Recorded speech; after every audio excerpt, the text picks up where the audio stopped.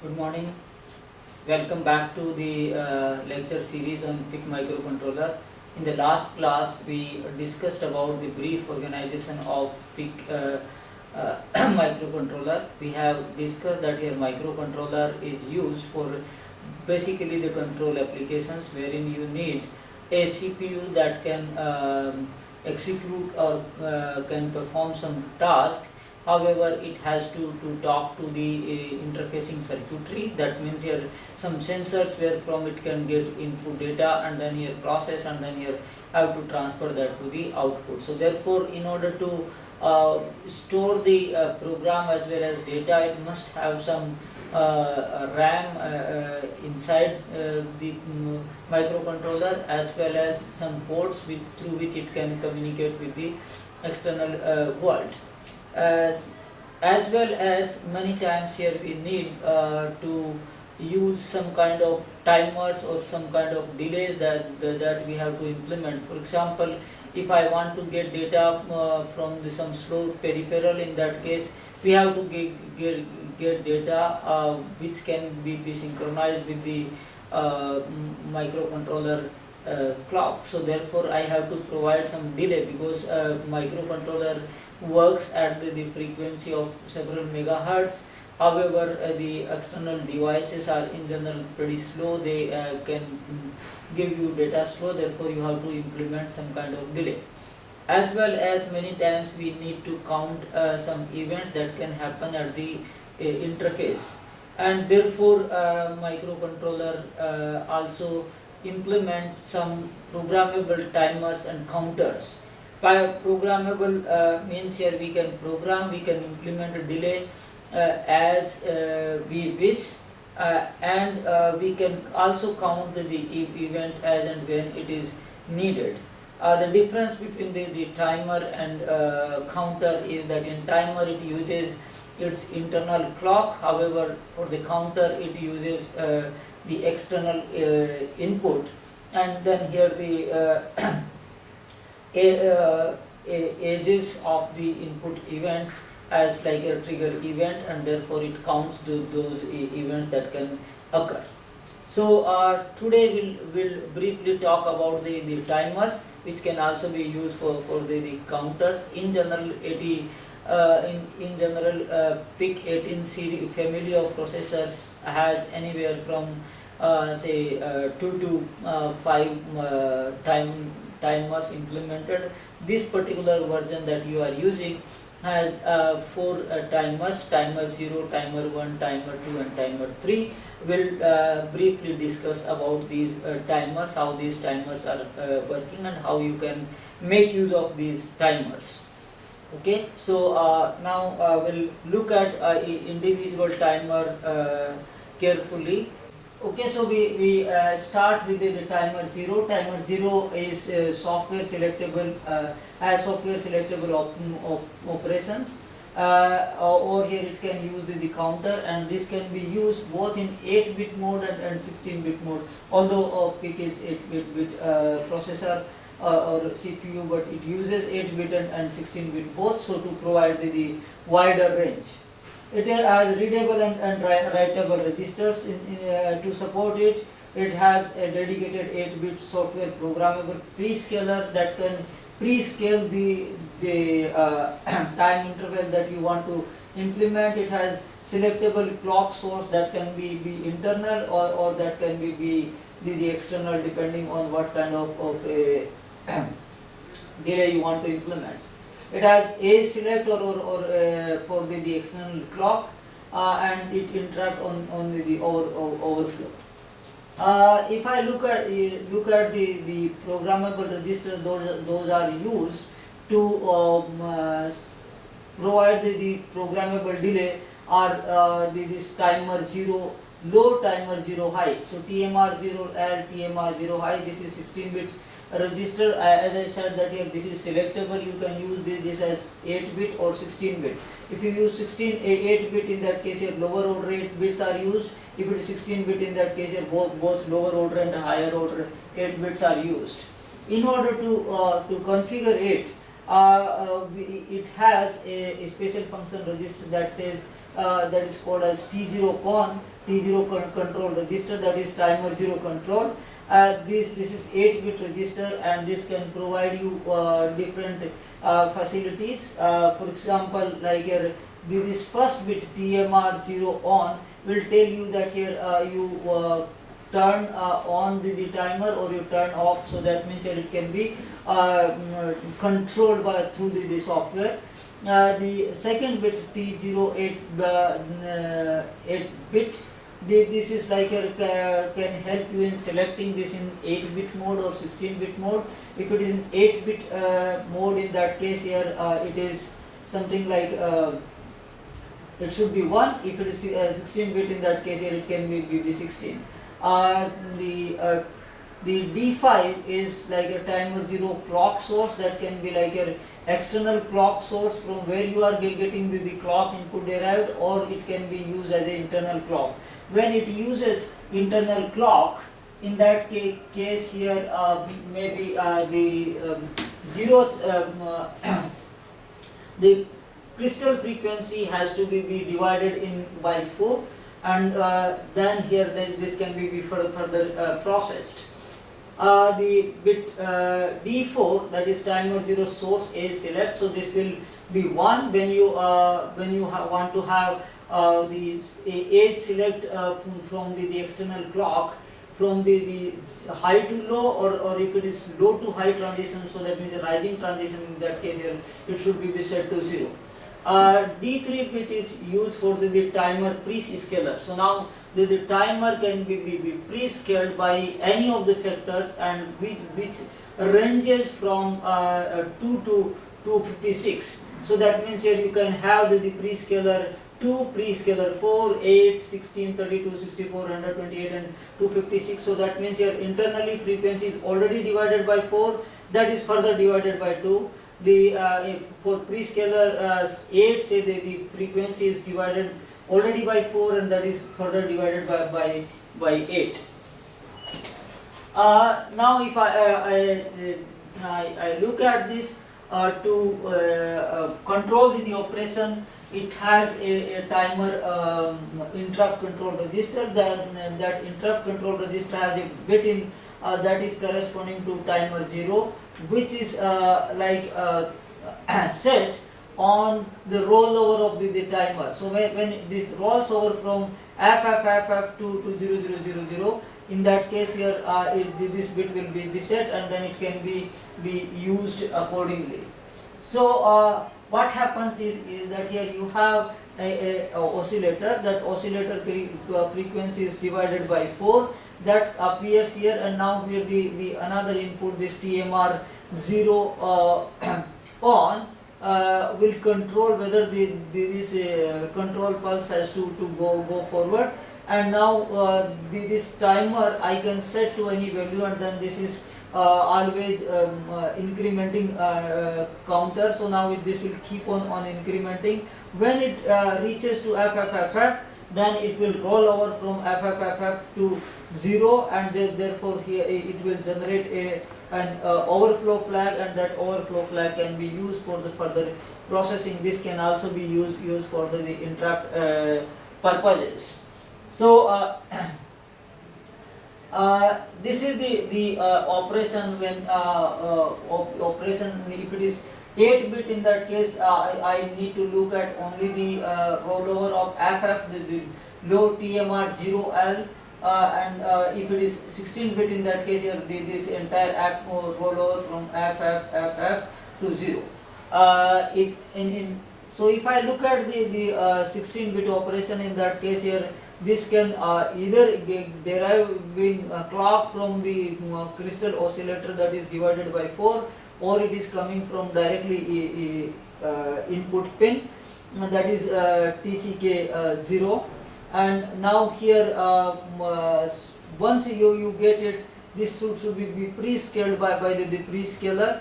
Now if that is selected by this PSA signal, that tells you that whether you need to pre-scale or you don't want to pre-scale. If you don't want to pre-scale, in that case here as it is, it would be passed. Otherwise here it will be scaled by this, and then here it will be given to a counter. This counter is as I discussed earlier, that this is always incrementing counter, and when it rolls over, in that case it can be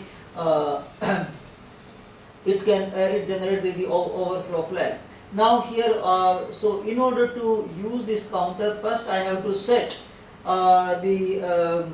the value in this counter, and then the value can be set in the following manner, that what depending on what kind of delay I want to implement, because here after say if I assume the frequency is 10 megahertz, and if I divide this clock frequency by 4, in that case I will get the delay of 0.4 microsecond, and now that would be decided by because my 16-bit counter can run up to 65,536, and if I set this to some particular value, in that case here my before rolling over, my counter will go up to this many clock steps. And so now here this will decide me or can tell me that here what would be the real value that I need to put into the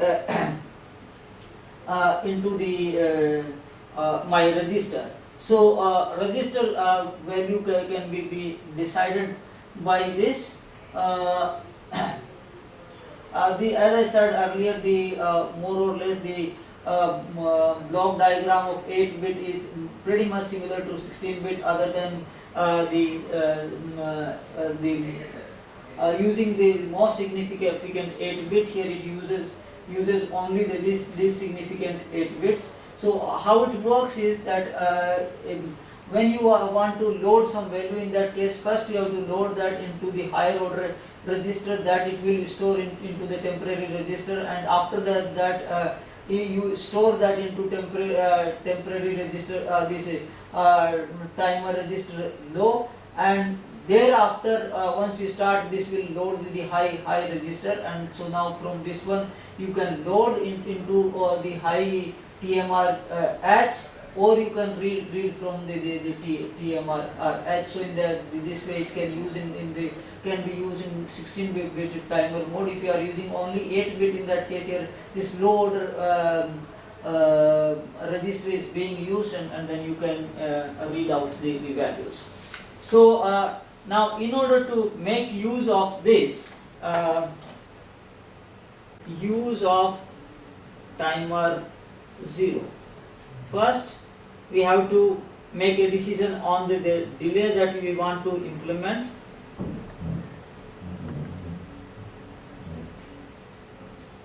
And now here you can say that here delay that I want to implement would be 65,536 minus the value n multiplied by the clock frequency, so 1 by f into 1 by 4 minus is equal to the delay.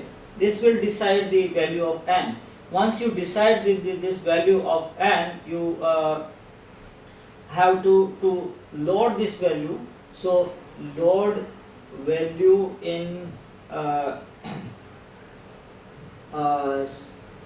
8-bit registers, and those 8-bit registers are TMR0H and TMR0L. Now here we have to load in this particular sequence. First you have to load into TMR0H, then here you load in TMR0L. Then you have to say set or load the bit T0 con like the T0.6 that decides that whether it is 8-bit or 16-bit mode, Now you have to set that into that particular mode. Now then you have to start timer. So when you want to start timer, in that case here, what you want to do is that you have to set the T0 con TMR 0 on. TMR 0 on bit, that is the T con point 7. This bit is your T0 con 0.7. So now you have to set it. This will start the timer. Once you start the timer, thereafter it will start to run, and then you keep on looking when the rollover happens from FFFF to 00. So you have to monitor the bit, that is TMR0IF, that this flag is there in your interrupt control register, and so you keep on watching that. And now once it rolls over, in that case here, you stop the timer.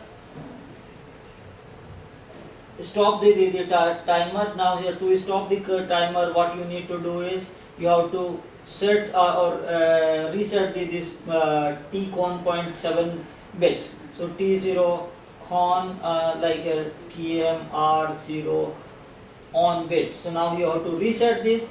Once you reset, and after that here you have to clear the TMR0IF, the overflow flag that set, and now here again you can go back to the step 2, wherein you can again reload the value and then again restart. So this is how we can make use of timer 0 in say 16-bit mode. If you want in 8-bit mode, in that case here only you need to write into say one register TMR 0L, and you have to set this into 8-bit mode rather than 16-bit mode. So now we have seen that here how we can make use of a timer 0. So in the similar fashion, timer 1 is, so as we discussed, that timer 0 is 8-bit or 16-bit timer you can use at variable length. The timer 1 is the software selectable timer. This has is a 16-bit software selectable 16-bit timer or counter. It has readable or writable 8-bit registers. Those are like a TMR1H and TMR1L. Like here we had for timer 0 TMR0H and TMR10L. Here both of these registers are being used because this is 16-bit timer, not 8-bit, not selectable 8-bit or 16-bit timer. So please keep that in mind. Selectable clock source, it has like a timer 0, it has internal clock, or you can use the external clock. So that means here you can take the source from either internal or from the external. It has the interrupt on overflow, and this device status status flag is also there. So in this again we have two registers, 8-bit registers, TMR1L and TMR1H. And now if you look at the working principle of this, again there are two sources. One source is coming from like here the external pin, and the another one is from the internal clock. Internal clock is divided by 4, and that has to be passed to the prescaler. Prescaler will further divide this by any one of the 4, 1, 2 or 4 or 8. So you need 2 bit to specify that here which prescaler you want to use. If you don't want to use any prescaler, in that case here by default it has to be 1. And now after that here if your timer is on, in that case here this will keep on counting these pulses, and when this register the TMR1H and TMR1L, if it rolls over, in that case it will generate a overflow flag, and that overflow flag can be used for various timer related activities. This can also interrupt the system if you have enabled the interrupt.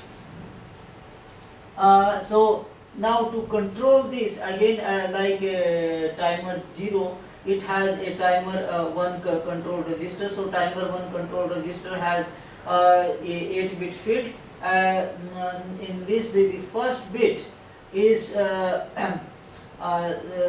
for like this 16-bit D7 is for 16-bit read write enable bit. So now here timer 1 is accessible in 16-bit operation, or it is accessible on 2 8-bit operations. The D6 is not used. Now these 2 bits, T1 prescaler, T1 clock prescaler, and T1 clock prescaler 0. These are 2 bits which decide that here what is the pre-scaling you are doing. So if you don't do any pre-scaling, in that case these are 0 0. Otherwise, if it is 0 1, then it has to be frequency further divided by 2. If it is 1 0, then it has to be divided by 4. 1 1, it has to be divided by 8. Then this bit T1 0 ASCII enable, that say the timer 1 oscillator enabled. So timer 1 oscillator is enabled, or it is shut down, so it can control that. Timer 1 sync, so this is used for the synchronization activities. Timer 1 CS is for the source select, whether you want to use clock source from the external source or internal source, and timer 1 on will control the timer operation, whether it's on or off. So at the beginning you have to turn it on, and at the end you have to turn it off. Now in the interrupt control register 1, it has, so when it goes over, it has to generate the overflow flag, and that overflow flag has to be like a 0th bit of this interrupt control register 1. If it is 0, in that case your timer did not overflow. If it is 1, in that case your timer overflow, and this can be used for any polling method, wherein you can keep on watching this, as we discussed about the timer 0 a little while ago, that you can keep on watching this flag, and when it set, in that case here you can take the action corresponding to that. Thank you very much. We'll discuss the remaining 2 timers in the next lecture.